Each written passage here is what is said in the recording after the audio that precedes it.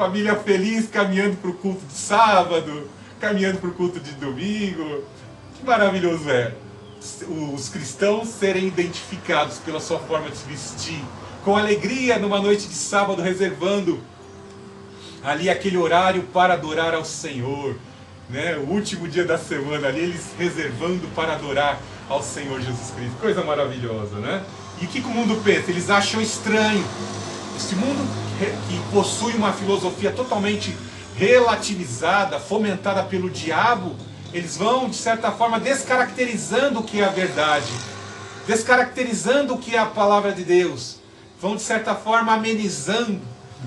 Hoje é algo terrível, que as infiltrações do diabo estão até nesses que querem retraduzir a palavra de Deus. Para quem vai servir esse trabalho de readequação da palavra de Deus para essa pós-modernidade, para essas pessoas da pós-modernidade? O diabo.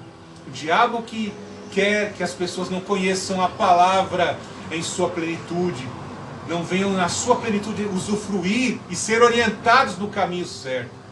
Essa relativização do que é certo para você não é certo para mim, cada um tem a sua verdade, vai levar muitos ao engodo. Eu sou o caminho, a verdade e a vida. Ninguém vem ao Pai senão por mim. Então não existem outros caminhos. Não existe outros semelhante ao Senhor Jesus Cristo. Nós somos copiadores dos seus ensinamentos, reprodutores dos seus ensinamentos, proclamadores das suas verdades. Mas somente Ele é a salvação. Somente Ele e o seu Espírito é a verdade. Entendeu? Então não podemos aceitar qualquer forma de relativismo, de outros deuses, de outros ensinamentos que mesclam, como o ensinamento da serpente. Não, mistura a verdade com a mentira. Meias verdades e meias mentiras levam ao inferno por completo. Muito cuidado, né? Vejam como eles difamam, não entendem a doutrina, são usados pelo diabo e difamam os filhos de Deus. Ficam ali insaciáveis em busca de um erro, de qualquer falha que os cristãos desatenciosos possam ter cometido, para depois colocarem nas manchetes dos seus telejornais: pastor cometeu tal atrocidade, pastor fez esta maldade. Vejam que o apóstolo Pedro faz questão de dizer que esses que estão nesta listagem aí do verso 4:3, todos que se encontram nesta condição de prazeres, de degradação, de libertinagem, esses difamadores, esses que são agentes do mal, são filhos das trevas, não conheceram a verdade, são impenitentes. Veja no verso 5, aqui eles estão destinados. Terão de prestar contas àquele que está pronto para julgar os vivos e os mortos. Isso nos indica que, assim como nos é revelado no Salmo 33, que os olhos do Senhor estão atentos a todas as atividades dos seres humanos. O Espírito Onisciente está sobre a nossa vida, sondando as nossas motivações, intenções, tudo que há no nosso coração, os nossos sofrimentos, nossas orações. O Senhor sabe de tudo. As cadeias que prendem as pessoas desse mundo estão encegueiradas pelo diabo, e todos haverão de prestar contas. Ninguém passará do crivo do juízo do Deus Altíssimo na sua vinda gloriosa. Veja no verso 6. Por isso é que o Evangelho foi pregado também aos mortos, para que, embora julgados segundo os homens, quanto na carne, vivam segundo Deus pelo Espírito. Naquele período em que o apóstolo Pedro traz essa mensagem, como eu falei, os cristãos estavam sendo difamados. Nero ateou fogo em Roma em julho do ano 64, colocou a culpa sobre os cristãos. E muitos estavam sendo mortos, sendo levados ao Coliseu para serem devorados por bestas feras, mortos e torturados por gladiadores. Atrocidades terríveis, crentes empalados, era passada ali uma substância inflamável sobre os corpos. E Nero ali os colocava como tochas humanas ali em seu jardim, e ele praticava orgias sexuais ali, sendo iluminados pelas tochas dos cristãos, gritando de dor ali, sendo queimados. Uma coisa horrorosa. Mas veja que Pedro fala nesse verso 6, que também aos mortos, tanto os cristãos que morreram glorificando, quanto aqueles cidadãos romanos que contemplaram os cristãos entrando dentro do Coliseu para serem mortos e torturados e mortos, eles ouviram o testemunho. Eles ouviram o testemunho da palavra de Deus, que Jesus Cristo ressuscitou, que temos que viver uma vida de santificação, que temos que rejeitar os ídolos. Toda essa lista de pecados está no verso 4:3. Eles ouviram a palavra, e mesmo que morreram, ouviram a palavra e vão ser julgados. Neste mundo puderam, por práticas de injustiça, passar por tribunais e escaparem. Algo muito comum nós vemos nos dias de hoje, né? Certos criminosos não cumprem pena. A justiça desse mundo é tão boazinha com certos criminosos. Mas diante de Deus não vão escapar, porque ouviram a palavra. Quão comum é, eu não gosto nem de citar nome, mas pode prestar atenção no nome de alguns criminosos, que são às vezes fuzilados pela polícia, numa troca de tiros ali com a polícia, né? Geralmente o nome dos criminosos é tudo nome de nomes bíblicos, né? Daniel, Jeremias, Uziel, né? Daniel, são nome de filho de crente, né? Ou seja, tiveram a oportunidade, os mortos, aqueles que morreram, tiveram a oportunidade de ouvir a palavra de Deus. Veja no verso 7, mas já está próximo o fim de todas as coisas, portanto tende o bom senso e estáis alerta em oração. Veja que no período do apóstolo Pedro, muitos já acreditavam que aquele era o período da grande tribulação. O Senhor Jesus Cristo havia revelado acontecimentos semelhantes, né?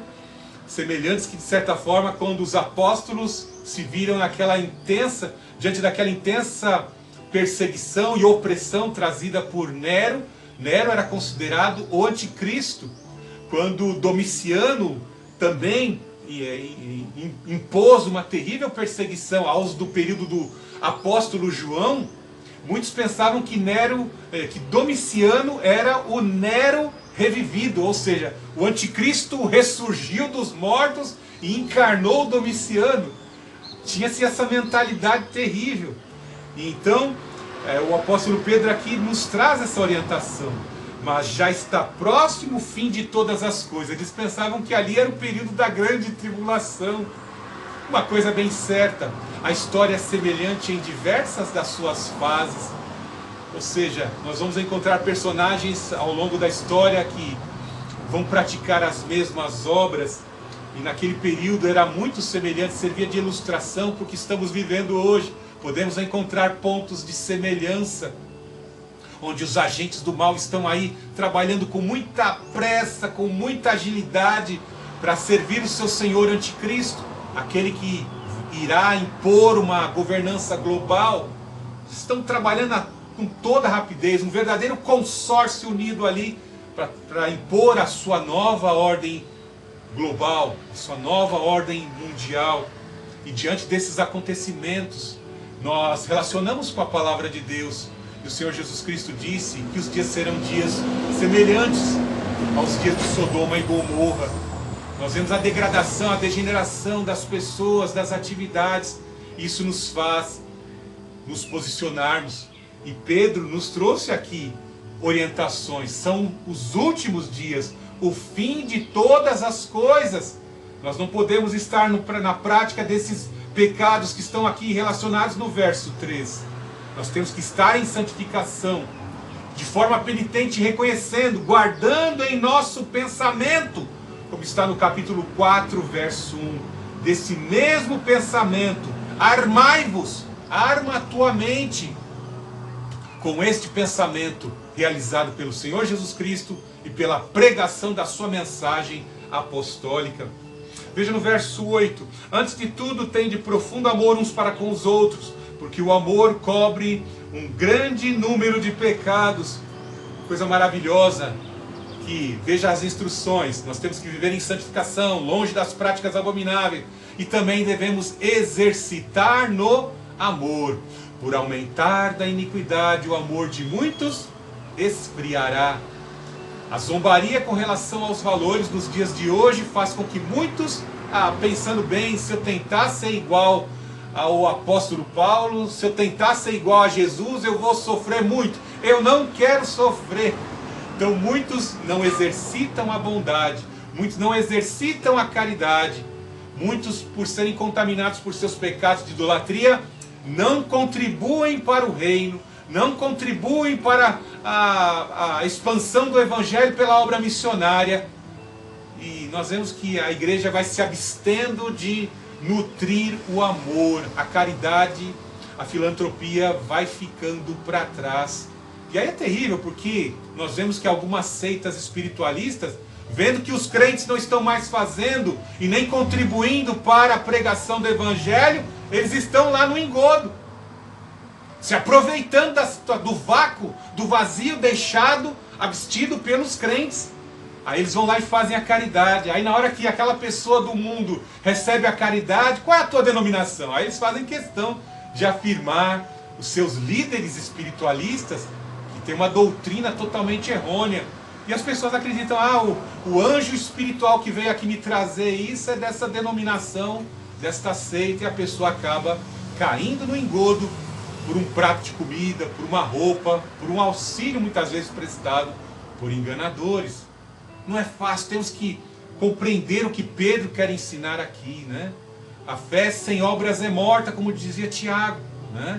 Nós temos que efetuar boas obras, glorificando o Senhor Jesus Cristo em tudo que fazemos. Nem toda boa obra que é muitas vezes proclamada, imposta sobre o mundo, glorifica o Senhor Jesus Cristo. Glorifica o líder da seita. Muito cuidado.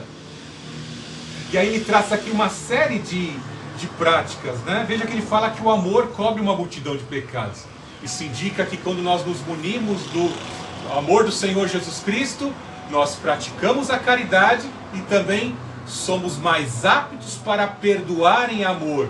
Se o Senhor Jesus Cristo perdoou os nossos pecados na cruz do Calvário, nós vamos perdoar aqueles que nos ofendem, nos difamam, pensam mal de nós, preparam armadilhas contra nós. Então veja que aqui a palavra cobrir significa capar. Significa, no dia da expiação, cobrir pecados por meio de sacrifício de sangue. Foi o que o Senhor Jesus Cristo fez isso. Ou seja, Deus amou o mundo de tal maneira que deu o seu Filho por amor de nós, para cobrir os nossos pecados, para efetuar expiação aos nossos pecados confessados. O amor do Senhor Jesus Cristo cobre uma multidão de pecados. E nós também devemos ser copiadores do Senhor Jesus Cristo, se possível for, como o apóstolo